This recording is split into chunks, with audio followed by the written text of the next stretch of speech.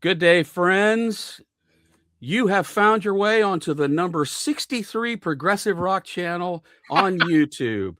We have to try harder because no one knows who the hell we are yet. The 63. My cat's Well, here to watch.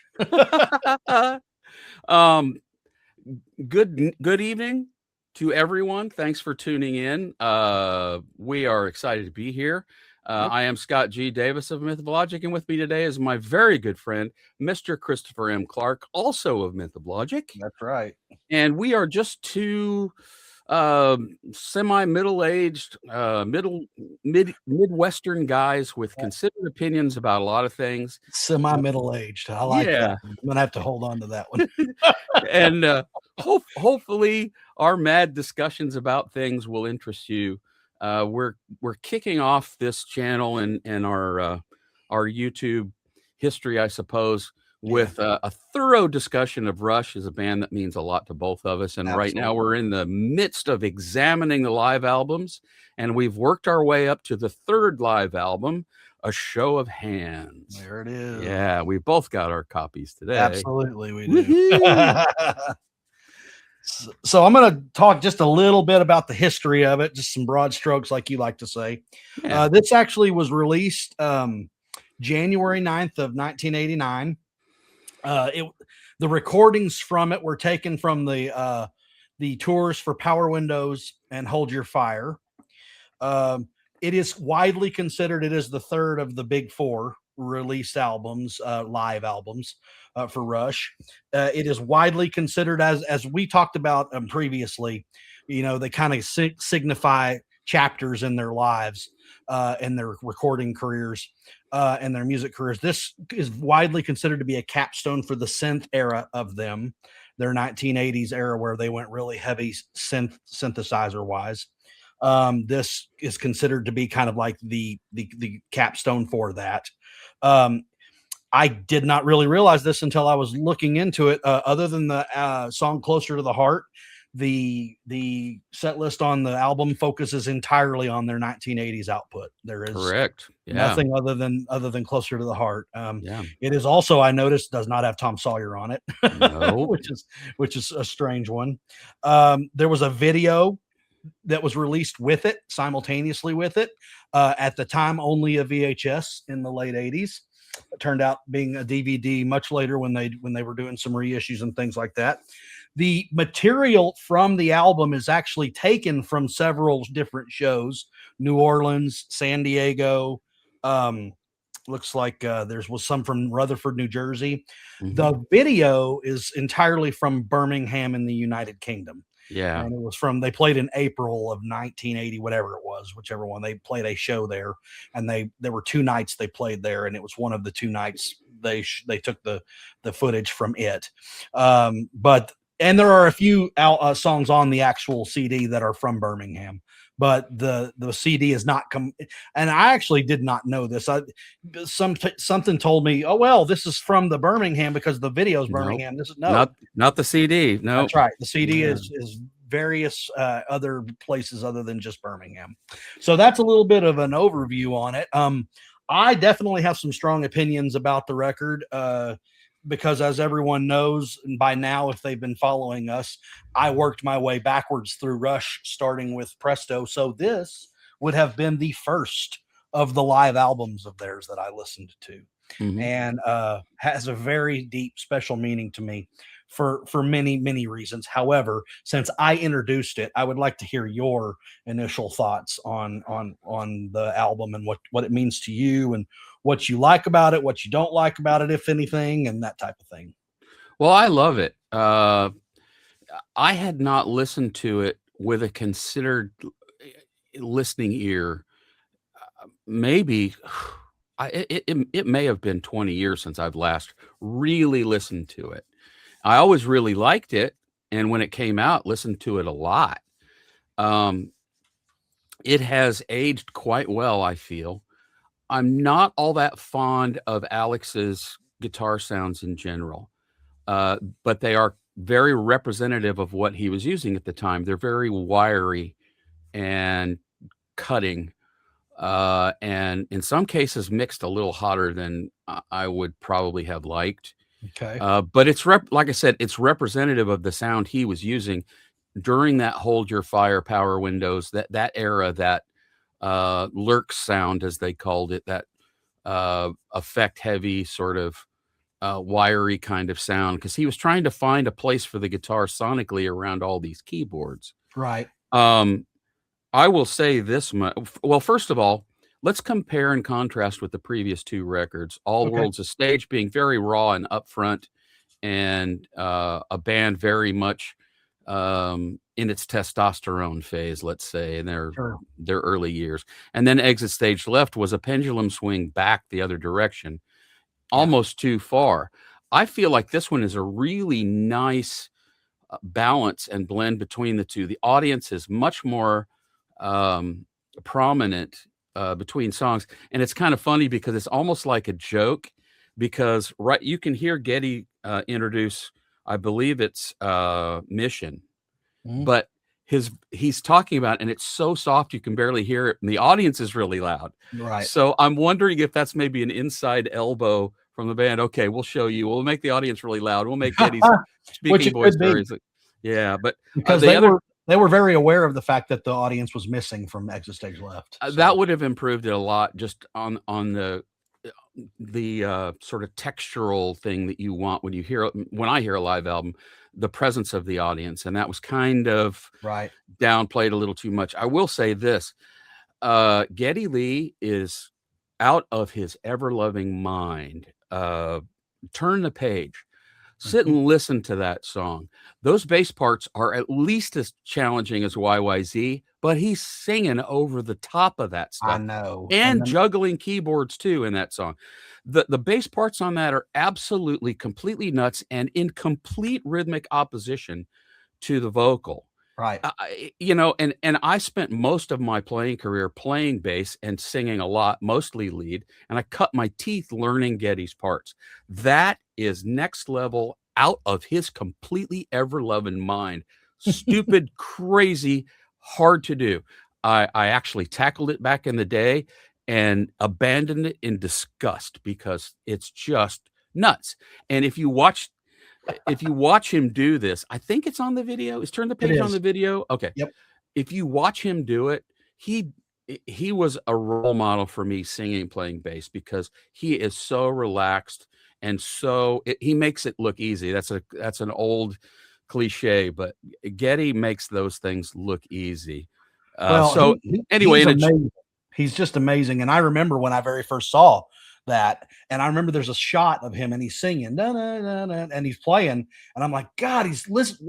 You can see his fingers and the way they're moving while he's singing, and I was like, how in the world? And this is before I was even really delving into how amazing he was. I was just like, how is he doing that? How is he able to play that and then sing what he's singing? And he's not singing with the playing. He's singing completely different. It's like he's yeah, just completely thrown himself into. It's yeah, amazing, it's astounding. crazy. So yeah, It's another point I wanted to make that's a little off topic, but um, I got a message from somebody wanting to know if we were going to cover Grace Under Pressure tour, and I reminded him that that was not an official live album until right, years later. right. So we're going to stick to that official live album thing and probably circle back around to that. Just a Yeah, programming note for the future. yeah. And I Uh, don't mind discussing that tour. In fact, it's a fun tour to discuss. That is a great Well, uh I video have and all that. thoughts. I have thoughts. I've watched the newly remastered video, and I got some problems with it. Yeah. There's some sync issues where I don't know how much work was put into it. In other words, you hear things played, and the video that's running does not correspond to what's being played, and it just seems Mm, uh, it's kind of we've come to expect a certain standard from Rush product. right. And when I see things like that, Rush fans are the kind of fans who notice those sort of, in other words, what you're hearing is not matching up with the video. And so somebody made a choice at some point to pick a certain audio file over a certain video file and just say, well, they won't notice. Well, guess what? We're Rush fans. We do notice. Yeah, we do notice things like that, and I Mhm. haven't seen the remastered all of It's that. really, really good. It's wonderful. I love it. But there are certain shots. There's one shot, I can't remember what song it is, where in the original video, Neil throws a stick way up high in the air, and you see a long shot of it, and you can hear the audience go crazy. They completely muffed that shot altogether in favor of something else. And it Wow. really, that's when I noticed, okay, what's going on here? Because I know that original Grace Under Pressure tour video. I know every second of it. I know every shot, every smile, every tilted head. Right, Lurks was in an extremely funny mood that night, and he was right from the beginning. He was dancing around like a clown, right. cracking the other guys up, getting in Getty's face. I mean, right from the get go. And so I know that particular video frame by frame, but we digress. We are on show of hands today. We will do that, folks. We will digress all day Oh, long. yes, all the time, which is fine. That's great. That's what I Yeah. love about this. Do you have a song on here that you like more than any other? Is it Turn the Page? Is that probably your favorite from Well, sure sounds like you love it for I love obvious Turn the reasons. Page. I love all the versions on here. I will say one thing I don't love. I don't love the absence of the mini Mogun subdivisions. That song does not work without that sound. It'd be like doing Tom Sawyer, which they did, without that mini Moog sound for a few tours, because Getty had moved away from that synth and Right, he was using other synthesizers that wouldn't necessarily do that sound. I love this. All the versions on here are at least as good as their studio counterparts, in some cases better. Mission is my second favorite Rush song ever. I adore that song. I love the lyric to it. It's a beautiful melody and arrangement. It makes the hairs on my arm stand up just to oh, talk yes. about it, because it's such a beautiful song. And you know what? You know what's funny? I'm going to tell you a story about Mission. It was back in the back of my brain. I really didn't, it sort of blended in with all the other songs on Hold Your Fire until the Rush tribute album where Eric Martin sings that song.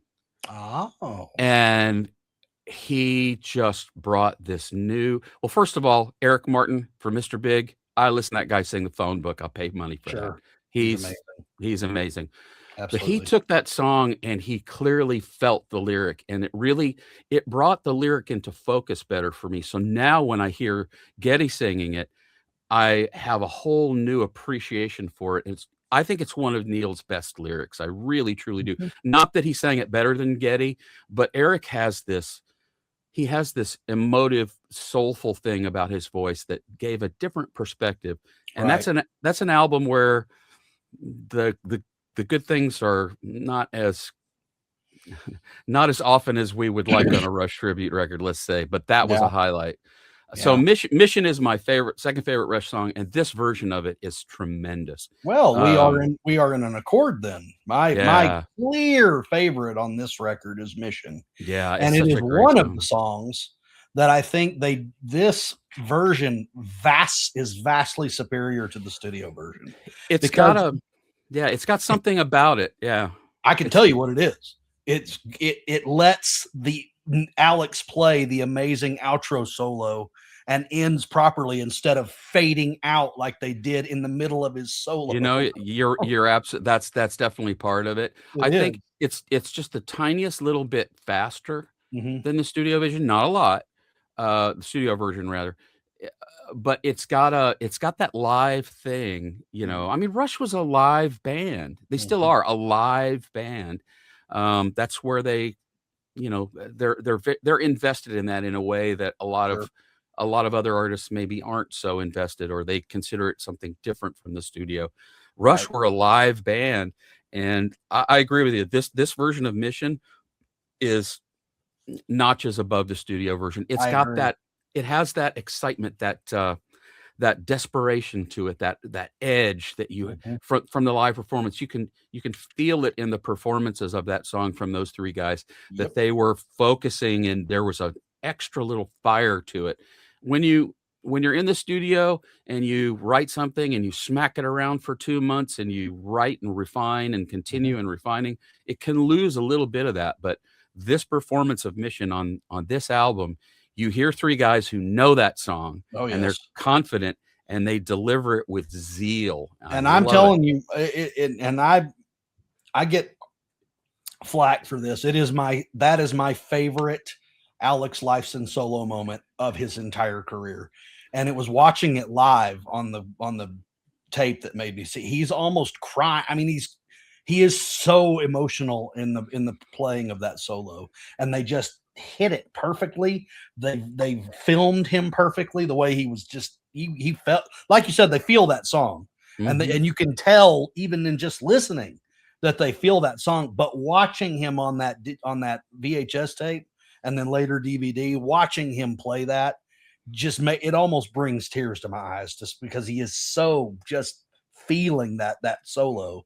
And it's what made me, when I watched it live, was what made me realize, man, they screwed up on the on the studio version when they allowed him to start playing that solo, and that's where they faded out the song. I'm like, man, that's outro solo carries that song to a Yeah, anthemic conclusion, it does. and it's just missing from the studio. So yeah, that's a good one. Now that I'm looking into this, they just play all of this masterfully. This is just one Yeah. of the every one of these sounds really good live, every one Yeah. of them. And Witch Hunt, oh, I just love Witch Hunt. And Yeah. so and anyway, my love of this record is because this was the first live record that I heard from them.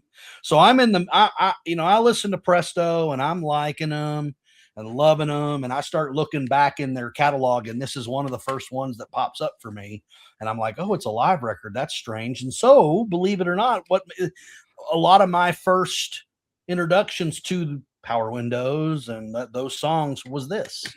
It was the live versions. It wasn't the studio versions. In fact, probably one of the reasons I love Mission so much is probably this is the first probably live version of Mission I heard. Mhm. The version of Mission was probably this one. And then Yeah. when I heard the studio version, I was like, oh, that's not as good as the one on the live version, because that's the one I had heard. So I was expecting it to be kind of similar on the record, and it wasn't. You know what's Go ahead. that reminds me of semi off topic. I have a similar experience with Genesis. My entree to Genesis was Seconds Out, Okay. and that's still my favorite version of Supper's Ready. Oh yeah. And when I Yes. first I have come to greatly value and appreciate Peter Gabriel and that era and the things that he did. But for me, the definitive version of Supper's Ready is the one that's on Seconds Out, because that was the one I was first exposed to. You know, Mhm. Phil was technically always a better singer than Peter. He had more melodic power and ability.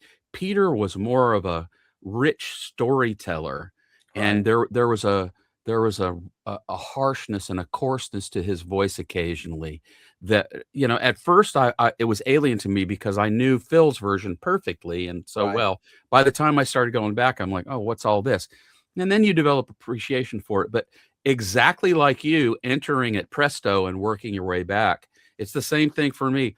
All of the versions of those Genesis songs that are on Seconds Out, those are my preferred versions. You Right. asked what my favorite live album is, and I don't remember what I answered. I think I may have answered something other, but it is absolutely Seconds Out by Is that Genesis. There's no your favorite live question. album of all time? There's no question. Any style, any artist, I absolutely adore. It's a perfect piece of art from beginning to end. It has a nice flow to it, and Yeah. but anyway, it's strange how with an artist that you love, the things that you're exposed to first, that you first fall in love with, Mhm. though that ends up being the yardstick that you measure all of their other recorded output. It's strange how often you return to what you were exposed to first as your favorite. For instance, another example for me is Spock's Beard. My first Spock's Beard exposure was The Kindness of Strangers, and it's still, for me, it's head and shoulders above anything that band has ever done. I really like the new album a lot. It's really up there for me. Yeah, the Arc Optimist is good. It's as close as they've made to a perfect record, honestly, since Neil left the band. Yeah. They've made a lot of good records since he left the band. The new album is spectacular. I think they should have given Rio the reins to the songwriting a while back, frankly. Right. Well, and my and this is as we're doing like we like to do, we're flying off the handle and off topic. But since you brought up Spock's Beard, my introduction to them was Snow. Yeah. And I love Snow. It's my favorite of the Spock's Beard. So isn't it just amazing how your intro to a band is usually that your defining moment with them is that for some reason that you could even find albums that are probably technically better, but they don't mean as much to you as the first time you discovered them, Well, and to other fans of Genesis and Spock's Beard, they will look at us and go, "Oh, you guys are idiots. You're wrong." Yeah, right. Because you got turned on to Spock's Beard really at the end of their original classic era. Right. And for me, Seconds Out, it didn't come at the end of the classic era, but it certainly came a fair amount of time, 1977, a fair amount of time after Peter had left. Sure. So, the traditional fans who were in on it from the beginning will scoff at those things. But sure. I think that it's very telling. Emerson, Lake and Palmer is another great example. My favorite ELP record is Trilogy, and it always will be. I think it's their perfect statement record. A lot of people, I love Brain Salad Surgery. Doesn't sound as good. Yeah. It just doesn't. Trilogy sounds fantastic. Brain Salad Surgery doesn't sound as good. And it has a lot to do with how it was recorded, I think. But who knows for sure? I mean, my personal Genesis, I like Phil Collins' era Genesis better. I do too. Because that's who when I discovered them, he was the man. So and then later I discover Peter Gabriel era Genesis, and it's more progressive in its way. Yeah. And it's more storytellish, and I like it. I like it just fine. In fact, I could say I love it, but it's not as poignant to me as Phil Collins because that's who I discovered Genesis with. That's when I discovered them. I would encourage we need to have a whole nother discussion about Genesis. And we will. I would at this point, I would encourage anyone who has not heard Seconds Out, go and listen to that and give those versions of the songs a fair shake. The folks who scoff at Phil Collins will always scoff at him. And that's fine. It's not what warms my heart as much. My Yes story is also very twisted. My first exposure to Yes was on the radio, obviously around the Roundabout times. And my dad had Fragile, and I knew that album very, very well. And then shortly after that period, I kind of disappeared into my Kiss void for a few years. And when I came out, one of the first things I heard was Tormato. I love Tormato. A lot of traditional, hard, old school Yes fans dislike that album and completely poo-poo it. Yep. I think there's a lot to recommend it. I saw him on that tour with the rotating stage, which has a lot to do with it. It's just, I guess what we're trying to say in a roundabout way is that those initial formative seminal exposures to the work of a particular artist, if you love that artist, those are the exposures that really sort of get inside your head and stay there. And they shape your opinion of them. It is why of the main four, this is my favorite of these. This was what shaped me in terms of my love of Rush. This was the first live album that I really listened to. This is what really seeded deep in my soul. And different stages, which we'll talk about later. There's lots of cool, great stuff on that. It sounds better. Got 2112 in its entirety. There's a lot of the other things to love about it. And we'll talk about all those. They don't mean as much to me as this, because this was what seeded it in my soul, and because of, and I agree with what you said earlier too. I think it's held up over time very well. I think it sounds really, really good. And they made a really good balance on this one of what you said, their sound versus the audience. Right. That was a glaring miss on Exit Stage Left. You couldn't hardly hear the audience at all. And they knew that. So they made sure to fix that on this, I also love this era of Rush. So playing a live CD that has all the stuff from the area of the synth era, which I particularly absolutely love, and get in a lot of fights with a lot of Rush fans who think that's just an absolutely awful time in their existence. No, it wasn't.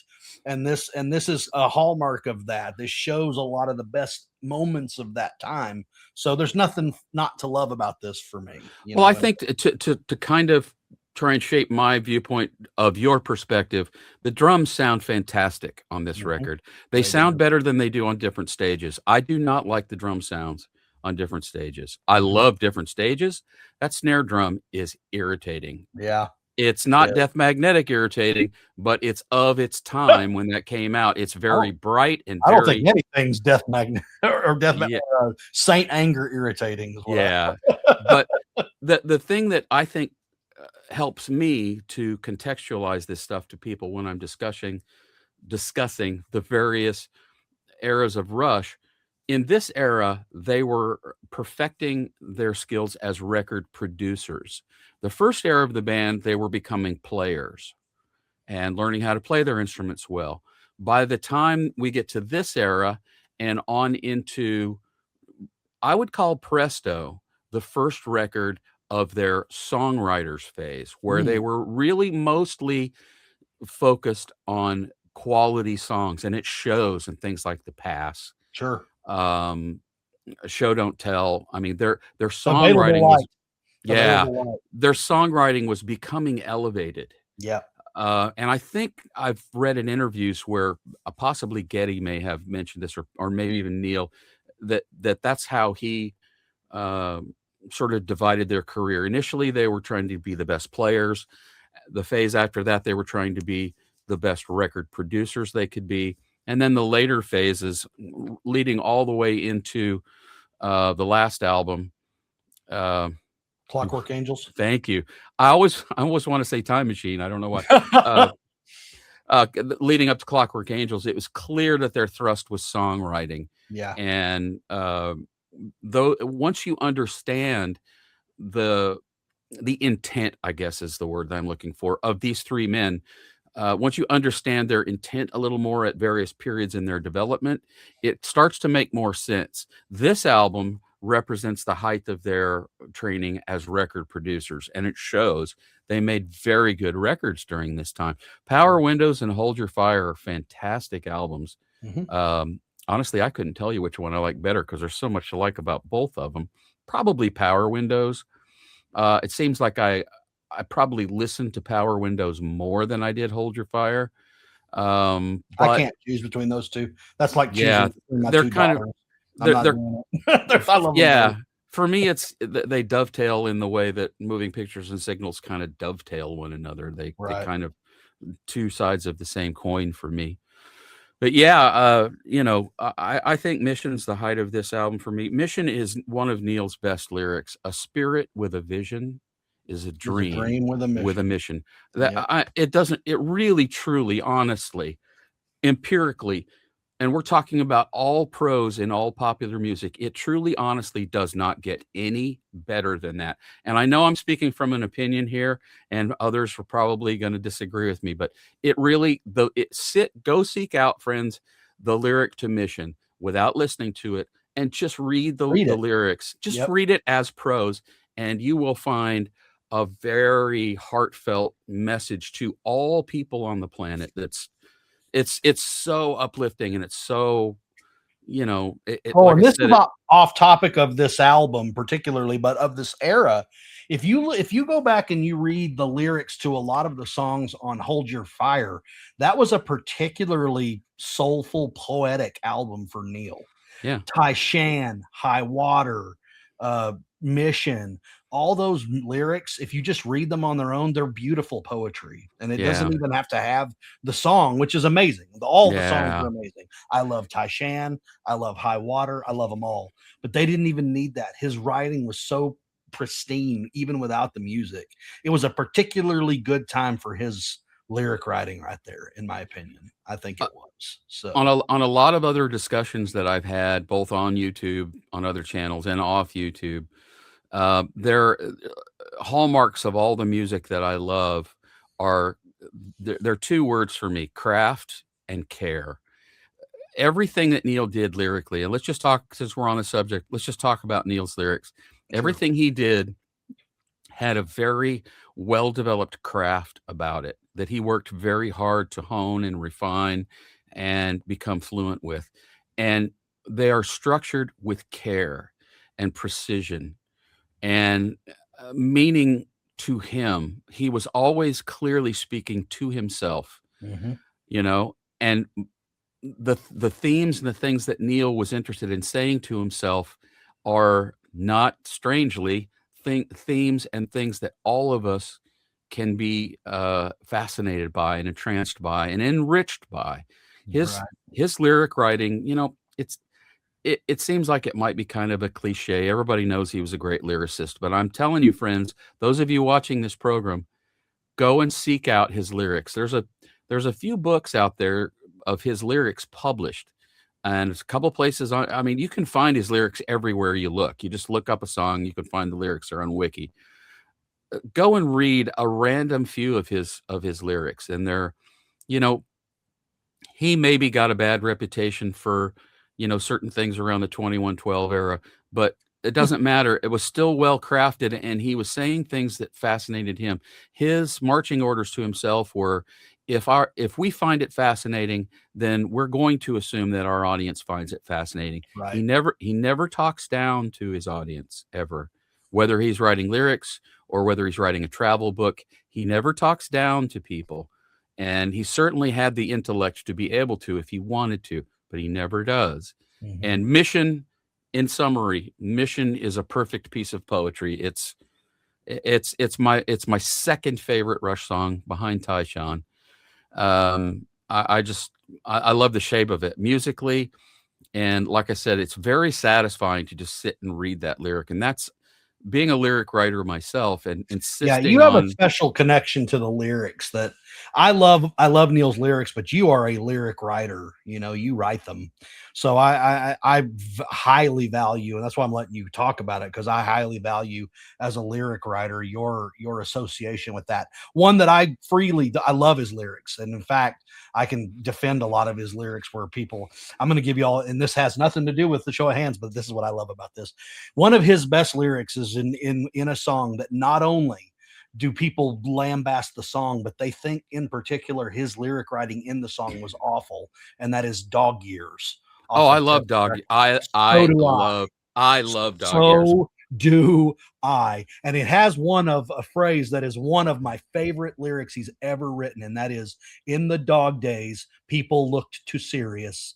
Dogs cried for the moon, but those connections are mysterious." That is just poetic as all get out, and relevant to communication and the way people and dogs interact, and the way we are, animal instincts that we have, and the humanistic instincts that dogs have, and the interplay between those. It's brilliant. And people always talk about how stupid the lyrics of that song are. And Yeah. it just drives me nuts. Not only Even is that song amazing, but the yeah. lyrics in that song It's are a amazing. kick-ass song, and Hell yeah, it's let Rush let doing punk rock. let's lay it down. Let's lay it down. I almost dropped an F-bomb there. Sorry, folks. The drum performance in particular on that song is extremely Neil-ish of Yep. that period. Just very driving. I Beautiful. yeah, I love It's Test for Echo probably more pristine. than your average Rush fan, So and do I. Dog Years might be my favorite song on it because It is my favorite song on it it. was a real return to where they were headed, Right. which was going Not only forward. is that album in my upper echelon, like top 5 of my Rush albums, Dog Years is my favorite song on that record. I'll And agree with people that. are like, "How in the hell and how in the world and why in the world?"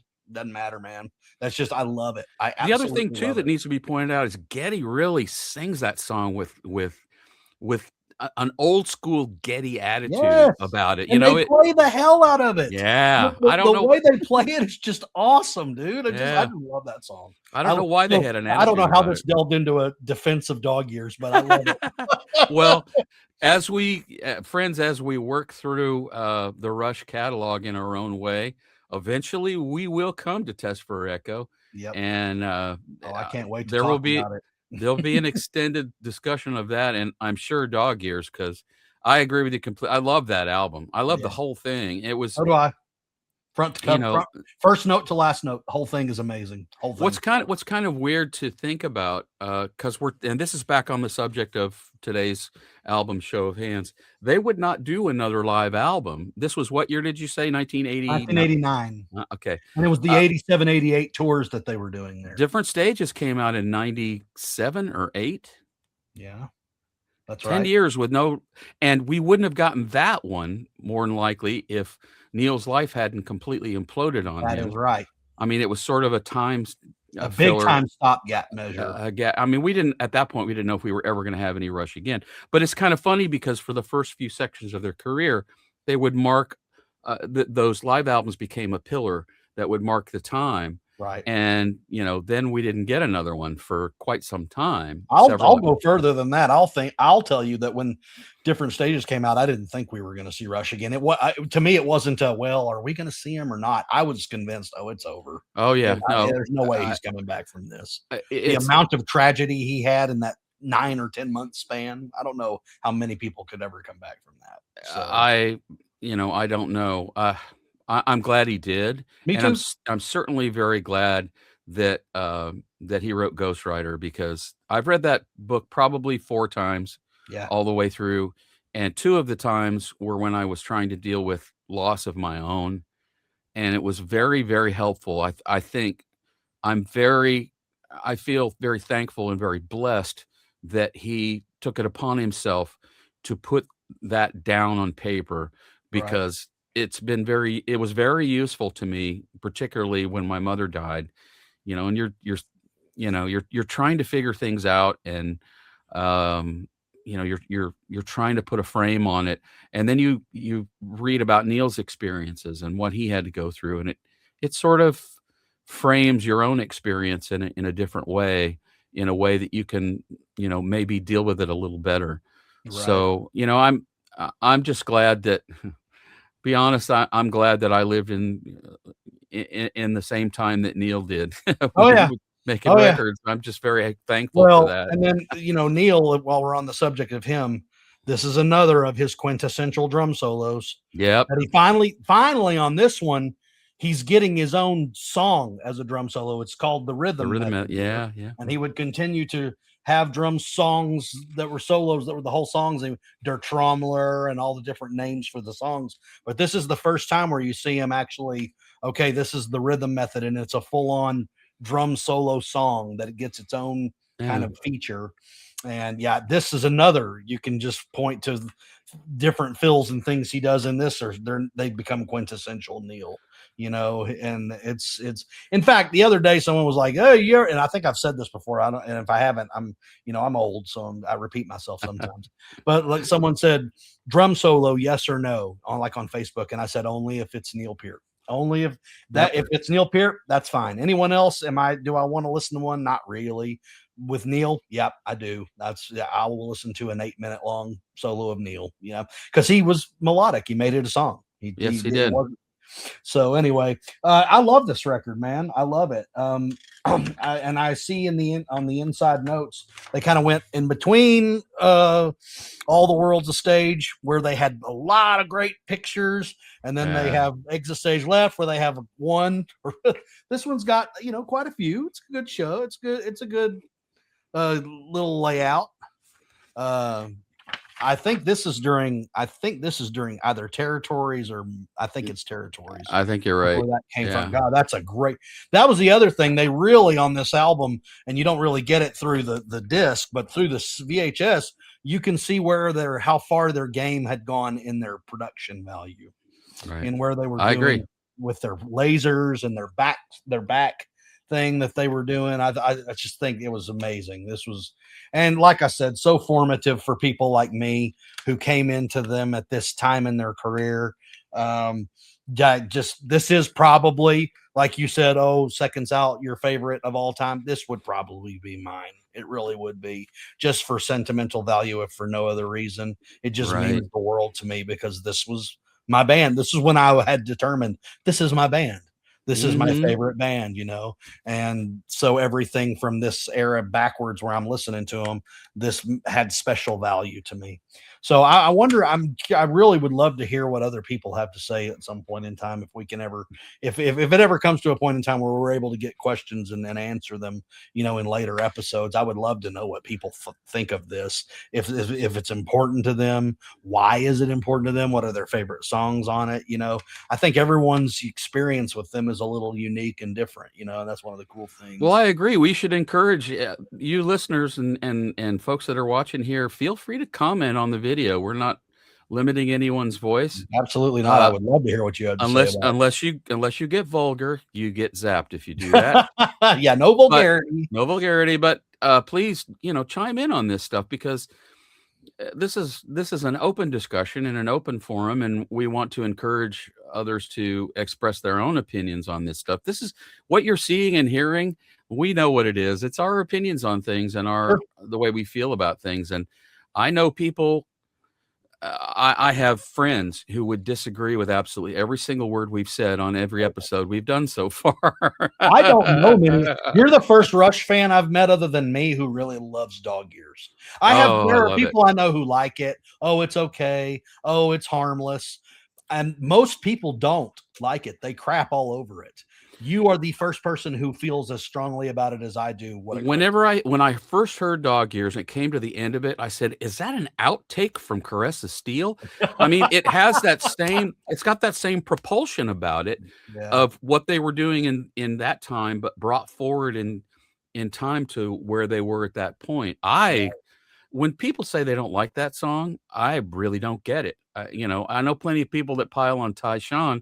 I suspect that people pile on that song because the band themselves have gone on record as not being very care for it.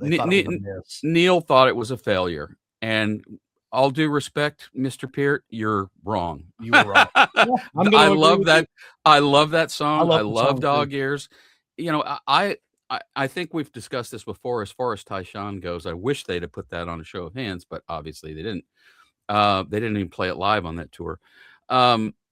I love it when an established artist with kind of an established thing now, obviously Rush had their established thing be a different thing at several points in their career, but I love it when an artist throws you a curveball. It just goes outside their sphere of normality, what they typically do, and gives you something that's vastly different. Tyshawn is that song.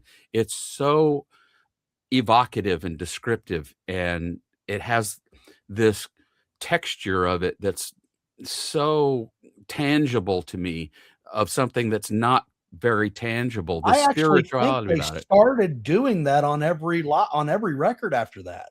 I think Tyshawn or however you say it on that album, and then on Presto, I think it's Available Light, just a very different take. And then on I would say on probably You Bet Your Life on Roll the Bones. And then I don't know. I think Roll the Bones I think the song Roll the Bones could be that right probably with the rapping in the I love I am not a fan. I do too. God bless rappers and people who love that music. I don't like rap music. I love Roll the Bones. So do I. I love how much playfulness there is about that song. They're just Plus, it's badass. You listen to Geddy's bass parts on that; it's just nuts. It's completely. And then they did it great live, where they took it dark and you couldn't see, and they had the skeleton behind them doing all the rapping. And then later they had the celebrities that were doing it with them. It's just so great. It's such a great song. And then Dog Years is the song for me on Test for Echo. It's just out of their comfort zone. It's different. It's punkish. It's just a different feel for them. And I think they kind of did that on a lot of different albums on purpose, so I thought that was fantastic. But I would love to hear what people have to say about it. Please comment if you're listening or watching, feel free to comment. I also have, while I have this audience, this relates not necessarily to this, but to live at Rush in general. And it involves Neil, and it's actually kind of a challenge of sorts. And it's for you too. I don't know if I've ever talked to you about this. I don't know if you noticed that in later life, Neil had tour shirts that he did, had the Grace Under Pressure logo on them. Yeah. Had the skull and all that stuff. Okay. Every shirt of his had the red box with a silver circle and then the logo. except his one shirt that is red and then has a gold circle is Test for Echo. Mm-hmm. Every other shirt, red box, silver circle logo. The only exception, red box, the silver Test for Echo logo was circled in gold, not silver. And I have never been able to figure out why. Why is that one circled in gold and all the rest are in silver? I know that those T-shirts were the pictures of Lily tribute for Keith Moon's Pictures of Lily drum set. Keith Moon had a drum set with that logo style, and he sort of co-opted it and then put little graphic images from a number of their albums. I don't know why one would be gold and the rest. That's right. Silver. That's my question. They're all silver with the thing in the red, all of them, except for Test for Echo is circled in gold and not silver. And I've to this day, I don't know why. I even emailed Hugh Syme and did not get a response as to why. Is that because Hugh Syme had a lot to do with that? Yeah. If anybody knows, please let me know. And if anybody if you haven't ever noticed, go look. The only one that they're circle in gold. Everything else is silver. Own any of those shirts? Because I know they were. You don't own all of them. Yeah. So the next time we have I'll rehash this in our next episode. I will bring all the shirts in so you can see what I'm talking about. Okay, cool. I wear those when I play. Do you have photographic examples of every time Neil wore them that show the gold instead of the silver, or is it just on your shirts? No, I bet I can find them. Okay. Yeah. I'm just. Well, curious. No, you're right. It might have been a mistake from the printers. Maybe it might have been kind of like Caress of Steel was in copper. Yeah. And that had nothing to do with them wanting it that way. It's just when they cocked up the record sleeve and brought it to him and like, wait a minute, this looks like this is copper. What Caress of Steel is the name of the album, I mean, you're right. It could just be as easy as but there might be a reason there, I'm curious if there might be a little, a little inside joke. Yeah. So anyway, sorry everybody. We always tend to do this. We're really good friends. We love to just jaw with each other, and as usual, we end up off topic. But shooting back real quickly, just to sum up, this is the number 3 of the big 4 of their records, live records. It is marvelous. If you've never heard it, you are severely missing out. It is a great snapshot if you're not really fully well aware of their synth era. This is a fantastic snapshot of that era. It is. Yeah, it's a great recording. It's a great recording. So they're all done very well. You could do worse trying to find, a good representation of the live playing of their synth era. This is a perfect place for that. So that's the way I feel about it. I rank it as my favorite of their big four live albums, and probably for personal sentimental reasons, my favorite live album of all time is probably this one. So, well, we haven't, my favorite of the 4 we haven't talked about yet. So, well, golly, I wonder I wonder what that means and what it could be. But I'm going to think really hard. It's my favorite because of the 3rd disc, not because of the first. Yeah. I understand. Yeah. That lost 3rd disc is amazing. Yeah. Well, we will talk about that next time here on Long Tracks and Tall Tales. That's right. Thank you, everyone, for tuning in. I have been and continue to be, like it or not, Scott G. Davis of Myth of Logic. And once again, as always, or at least for these 3 episodes so far, and plenty more to come, my good friend, Mr. Christopher M. Clark, also of Myth of Logic. Absolutely. You can find the both of us all over the place: Facebook, Instagram, all those various antisocial places that you congregate and doom scroll and basically throw epithets at one another. Yep. So I hope you've enjoyed this show. If you have, join us again in future episodes. We're going to try and have one posted every Wednesday, usually early morning, so that those of you who listen to these as podcasts can audition them as you're making coffee and driving to work, etc. So that's good time to listen to us. Yeah, thanks once again for joining us, and on behalf of myself and my good friend Chris, until we meet again, be good to one another.